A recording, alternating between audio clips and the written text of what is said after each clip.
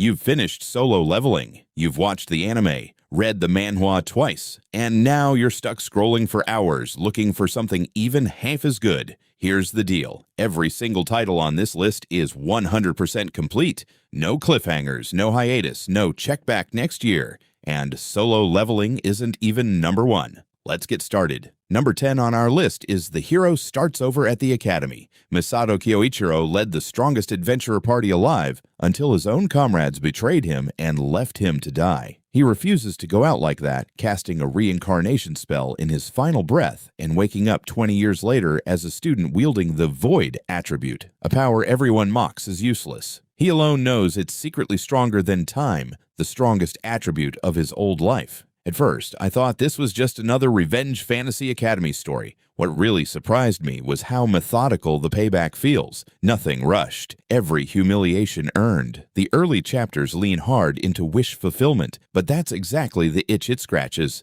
Fully complete and got 7.1 expert points because watching a broken man rebuild himself into an unstoppable force never gets old. Number 9 on our list is Trait Hoarder. Kim Junsu is a free-to-play grinder in the mobile game Arcane Soul, stuck playing the tutorial character everyone else abandons, Warrior Kim. When the game becomes real life, that basic character turns out to have one absurdly broken ability, swapping traits on demand endlessly. I'll admit the premise sounds gimmicky on paper, but the execution is razor sharp. What really surprised me was how the author turns underdog with weak starter class into genuine strategic chess. Every fight gets solved through clever trait combos, not just raw power spikes. Fully complete and got 8.2 expert points, earned for making build crafting feel as thrilling as combat itself. Number 8 on our list is Boundless Necromancer. Earth gets selected for the Tower of Trials, and every candidate has to choose their difficulty. The harder the choice, the bigger the reward. Our lead takes the gamble nobody else dares to take, and it changes everything about what kind of hunter he becomes. At first, I thought Necromancer protagonist meant another edgy power fantasy with nothing under the hood. What really surprised me was the strategic weight behind every summon. This isn't mindless army building, it's a tightly paced power climb with real stakes attached to every risky choice. Fully complete and got 8.5 expert points because few completed series commit this hard to a genuinely dark power fantasy. Number 7 on our list is I'll Be Taking a Break for Personal Reasons. Yu Ilshin is a washed-up third-rate web novelist in a world where only hunters matter. He finally gets the awakening he's dreamed of, except his new power connects him to a tiny other world through his smartphone, where desperate, worthless little beings start worshiping him as their god. I'll admit the setup sounds like a joke at first, and honestly, that's the charm. What really surprised me was how the comedy transitions into genuine emotional stakes. This nobody ends up carrying real weight on his shoulders, and the story never lets you forget it. Fully complete and got 8.7 expert points for blending comedy and pathos better than almost anything else on this list. Number 6 on our list is Return of the SSS-Class Ranker. Rokan was the undisputed king of violence in the VR game, The Lord, until a rival guild's assassination order wiped him out completely. He wakes up 3 years in the past with every ounce of his old power intact and one goal: devour everyone who wronged him. At first, I thought this was just another time loop revenge grind. What really surprised me was how brutally efficient Rokan is.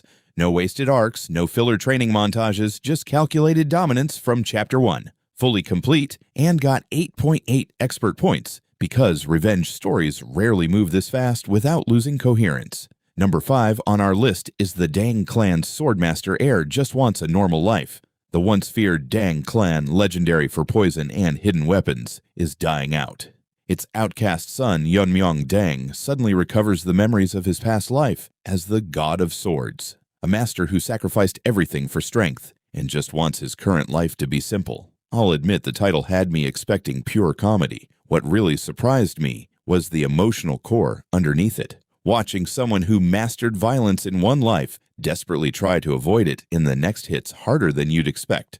Fully complete and got 8.9 expert points for turning I Just Want Peace into one of the genre's most satisfying character arcs. Number 4 on our list is Ice Lord. Seol Mudok became Lord of the Northern Sea Ice Palace at just 20, only to lose everything when his lover dies. When he learns the legendary Lotus of Love holds the key to her reincarnation, he leaves his throne behind and descends into a completely different world to find her. At first, I thought this was standard wuxia melodrama. What really surprised me was how the isekai twist reshapes the entire tone. New world, new rules, but the same aching motivation driving every decision he makes. Fully complete and got 9.1 expert points because grief-driven power fantasy rarely feels this genuinely earned. Number 3 on our list is Solo Leveling. 10 years after the gates connected our world to a realm of monsters, ordinary people awakened as hunters. Sung Jinwoo was the weakest of them all, an E-rank stuck fighting in the lowest dungeons just to survive. Then he finds a hidden dungeon far above his level, and death itself hands him a power no other hunter has ever had.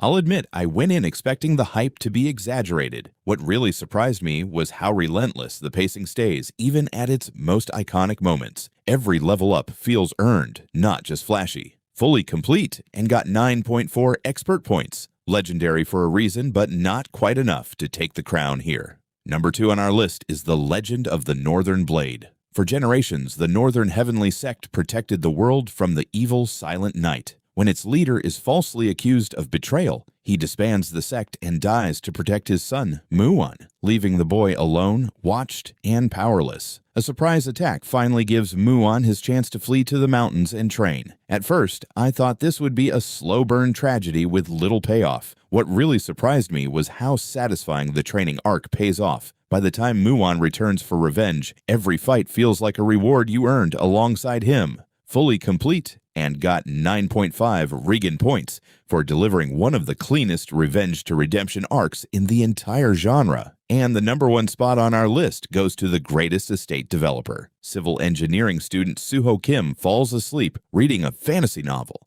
and wakes up inside it, in the body of Lloyd Frontera, a lazy noble drowning in family debt. Instead of grinding for combat power like everyone else, Suho uses actual engineering knowledge to rebuild his family's fortune from the ground up, one clever invention at a time. I'll admit I didn't expect infrastructure and city planning to be this addictive. What really surprised me was how the story turns economics and construction into genuine tension. Every trade deal and building project feels as high stakes as any sword fight. Fully complete and got 9.9 expert points, the highest score on this list, for taking a genre obsessed with leveling up combat power and proving that leveling up your mind is just as thrilling. That's the list. 10 complete manhwa, 0 cliffhangers, and a number 1 that beats solo leveling by doing something nobody else on this list even attempts. Which one are you starting first? Drop it in the comments. And if you want part 2 of this list, let me know down there too.